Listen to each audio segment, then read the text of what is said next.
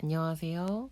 초등학교 수학 측정 영역 살펴보기 두 번째 영상 시작하겠습니다. 이번 영상에서는 지난 영상에 이어서 측정 영역의 지도 방법에 대한 이야기를 나눠보도록 하겠습니다. 측정의 과정을 한번 살펴볼게요. 측정하는 모습 보이시나요? 자를 대고 뭔가 열심히 재고 계시죠? 측정의 지도 과정은요, 지난 시간에 알아본 것처럼 굉장히 다양한 속성들이 있는데 그 속성에 관계없이 비슷한 일관된 방향성이 존재합니다. 그래서 새로운 속성을 도입할 때는요, 그 같은 단계들을 비슷하게 반복한다고 보시면 돼요. 그리고 초등에서는 길이를 가장 먼저 그리고 굉장히 길고 자세하게 다룹니다. 그래서 길이를 가지고 저도 이번 영상에서 어떤 식으로 지도가 되는지를 좀 살펴볼 거예요. 그래서 이 방향을 좀 잘 알고 계시면 나중에 이제 공식 요거에만 너무 하지 말고 측정의 과정들을 쭉 겪을 수 있도록 해주시면 아이들의 어떤 수학적인 능력들이 자라날 수 있을 겁니다. 측정의 과정을 한번 살펴볼까요? 가장 먼저 대상을 비교함으로써 속성을 알아보는 겁니다. 직관적으로 보는 거예요. 길이를 본다고 하면 딱 봐서 저기가 기네? 여기가 짧네? 이렇게 비교하는 것들. 그런데 직관적으로 파악하기 어려운 경우가 있어요. 이럴 때는 갖다 대보는 거예요. 그런데 갖다 대볼 수 없는 경우에는 어떻게 해요? 다른 거 하나를 중간에 두고 하나를 뭔가 기준을 갖다 놓고 이걸 가지고서는 쟀을 때 쟤는 이 참조물보다는 긴데 얘는 참조물보다 짧네? 이렇게 해서 상대적인 비교를 하는 거죠. 이렇게 하면서 비교를 통해서 대소관계를 파악하는 것이 측정의 첫 번째 과정입니다. 그런데 이렇게만 했을 때는 우리가 좀 어려움이 있을 수 있잖아요. 이랬을 때 단위라는 것이 필요하게 돼요. 그래서 단위를 선정하는데 처음에 단위는 우리가 주변에 있는 것들 중에 사용할 수 있을 만한 것들 가지고 단위를 선정하게 되죠. 이것을 우리가 임의 단위라고 합니다. 뭐 예를 들어서 가장 많이 쓸 수 있는 게 어떤 우리의 신체의 일부 같은 것들을 이용할 수 있겠죠. 한 뼘도 되고요. 뭐 손가락 한 마디의 길이를 가지고 할 수도 있고요. 뭐 발자국의 수 뭐 이런 것도 제공하잖아요. 하지만 이러한 임의 단위를 사용했을 때는 여러 가지 어려움이 있을 수 있죠. 예를 들어 뼘만 하더라도 사람 손 크기에 따라서 또 달라지고 하니까 임의 단위라는 것만 가지고는 좀 소통이 어렵네. 그랬을 때 우리가 공통된 것 뭔가가 필요하겠구나 하면서 표준 단위라는 것들이 들어오게 됩니다. 그리고 나서요, 이 단위를 들어갔으면 이제 그 단위가 내가 재려고 하는 속성 안에서 몇 번 있는가 세는 거죠. 재는 과정이에요. 그래서 단위의 수를 찾고요. 이 단위의 수를 찾는 방법은요, 세는 방법, 그다음에 도구, 뭐 자나 저울이나 온도계나 이런 것들을 이용하는 거고요. 그리고 공식을 이용하는 방법도 있죠. 예를 들어서 뭐 넓이 같은 것들을 이용할 때 공식을 이용해서 넓이를 구한다거나 하는 것들, 그리고 단위의 수를 기록하는 것까지가 측정의 과정입니다. 이때는 단위의 수와 함께 모두 단위도 함께 기록해 줘야겠죠. 그래서 측정의 지도 방법을 좀 막연하니까 길이를 가지고 조금 더 자세하게 알아보면요. 일단 측정이라는 단계에서는 기본적으로 이렇게 나눠질 수가 있어요. 일단은 비교의 단계가 있고요. 그리고 재는 것, 측정의 단계가 있습니다. 그런데 얘네들을 서로 떼어 놓으시면 안 되고 항상 연결해서 생각해 주셔야 돼요. 그래야지 아이들이 나중에 이 측정이라는 것이 교과서 안에만 있는 것이 아니라 일상생활에서도 문제를 해결하는데 작동할 수 있고 직접 해본 것들은 아이들이 훨씬 더 잘 배울 수 있으니까요. 자, 비교의 첫 번째는 직관적 비교였죠. 두 대상 가운데 어느 것이 길거나 짧은 것을 직관적으로 판단하는 걸 한눈에 보고, 그런데 이렇게 하기 어려울 때는요, 직접적으로 비교합니다. 맞대어 보는 거죠. 쭉 갖다 대서 이렇게 재가지고 얘가 이만큼 더 나왔네? 그럼 이만큼 더 기네? 이렇게 찾아보는 거예요. 그런데 직접 비교하기 어려운 대상이 있을 수 있잖아요. 뭐 자리가 고정되어 있다거나 그런 경우에는 뭐 다양한 그것이 무엇이든 간에 매개물을 이용해서 많이 쓸 수 있는 건 아무래도 이런 것들이 좋겠죠. 실이나 끈이나 이런 것들을 이용해서 하나를 재보고요. 하나를 재서 반대편에다 갖다 댔더니 다른 것을 갖다 댔더니 그보다 길면 아 길구나, 짧으면 짧구나 이렇게 생각할 수 있는 거예요. 이런 것들을 간접 비교라고 합니다. 그러면 이런 것들은 이제 좀 직관적 비교 같은 경우에 차이가 많이 날 때는 쉽죠. 그런데 직접 비교 같은 경우에 가능하다면 좋지만 불가능한 경우도 있을 수 있고, 간접 비교 같은 경우에도 번거로움이 있고, 그리고 가장 중요한 것은 크고 작은 것만 판단이 되지, 대소만 판단이 되지, 얼마나 그 차이가 정확히 얼마인지는 알 수가 없죠. 그러다 보니까 이제 측정이라는 것이 필요한데, 측정도 첫 번째는 일단 직접 측정하는 것이 있습니다. 임의 단위를 이용한다라는 건요, 우리가 그때그때 그 상황에 적합한 단위를 선택하는 거예요.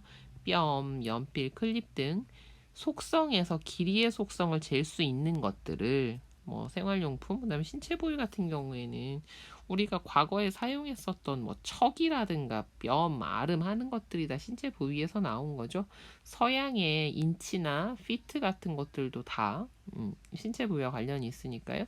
그래서 이 임의 단위를 가지고 한 대상의 길이를 수치로 나타내게 됩니다. 예, 이때부터 이제 측정이 이루어지는 거예요. 그런데 임의 단위를 사용하다 보면 서로 다른 단위를 사용하다 보니까 이 수치를 비교하는 것이 어렵게 되죠. 그래서 이런 불편함과 혼란을 줄이기 위해서 우리는 어떠한 표준 단위를 사용해서 대상의 길이를 수치로 나타내겠다 라고 요렇게 진행이 되는 겁니다.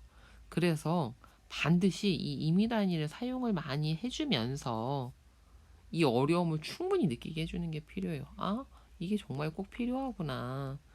우리 역사적으로 도량형의 통일이라는 건 되게 중요한 역할을 하잖아요. 그죠? 네, 그래서 그런 것들을 경험하게 해주시고, 이때 또 꼭 필요한 것이 뭐냐면 여러 단위를 가지고요. 아, 우리가 잰다라는 것이 또 꼭 정해진 단위가 있는 건 아니구나. 다양한 단위가 있을 수 있네. 그리고 같은 대상의 같은 속성을 잴 때도 다른 단위를 사용할 수 있네.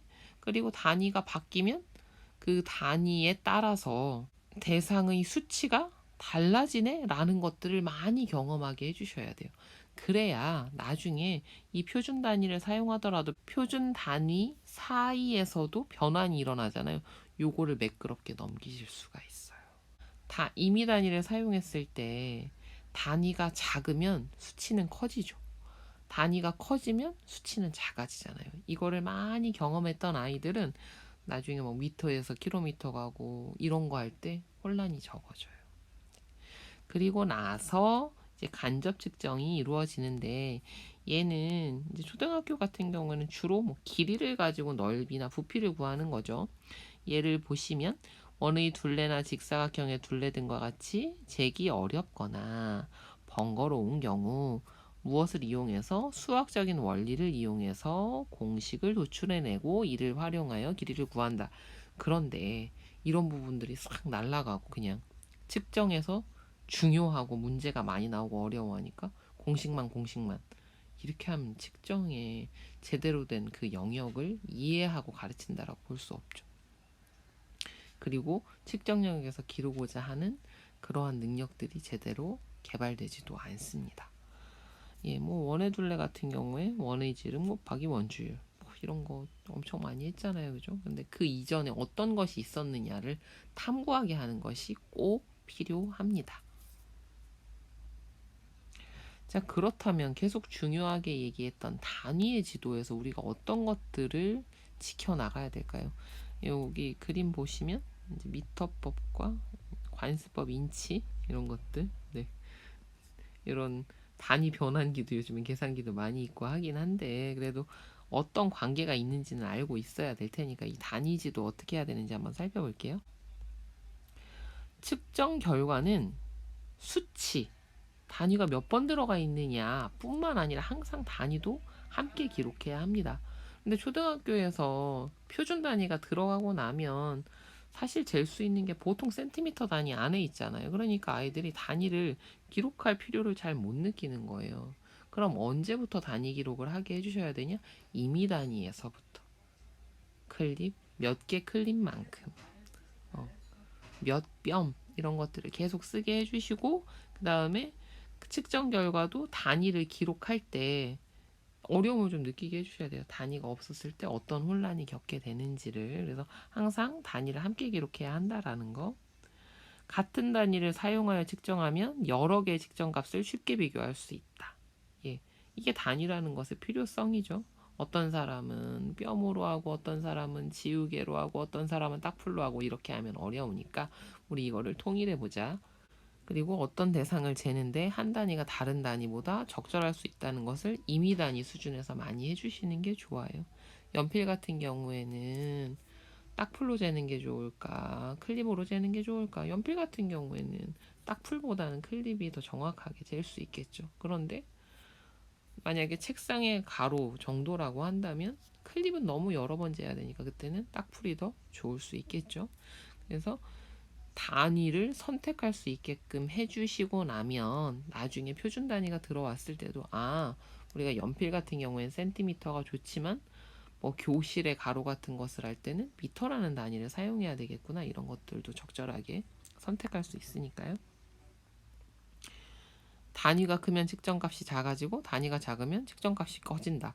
이게 아이들이 생각보다 굉장히 힘들어합니다. 단위 변환에서 겪는 어려움인데 이것을 임의 단위에서부터 많이 하게 해주시면 굉장히 자연스럽게 되는 거죠. 미터가 더 커지니까 센티미터보다 1cm보다 1m가 크니까 전체 수치는 줄어들겠구나. 이런 것들을 알면 단위 변환에서도 어려움이 좀 적어지게 되겠죠. 효율적인 의사소통을 위해 표준 단위가 요구된다. 임의 단위를 가지고 많이 하면서 혼란을 겪는 것이 그대로 공부가 되는 겁니다. 네, 그래서 여기에다가 역사적인 것들 관련해서 어떻게 도량형 통일이 큰 제국을 건설하는데 관련이 되냐, 뭐 이런 이야기들도 같이 나눠볼 수 있다면 더 좋을 것 같고요. 네, 이렇게 해서 측정 영역에 대한 내용들은 간단히 2개의 영상으로 살펴보았습니다. 다음 영상부터는 이제 측정에 실제로 어떻게 되는지 1학년 1학기 비교하기부터 한번 다뤄보도록 할게요. 오늘도 영상 들어주셔서 감사합니다. 다음 시간에 뵐게요.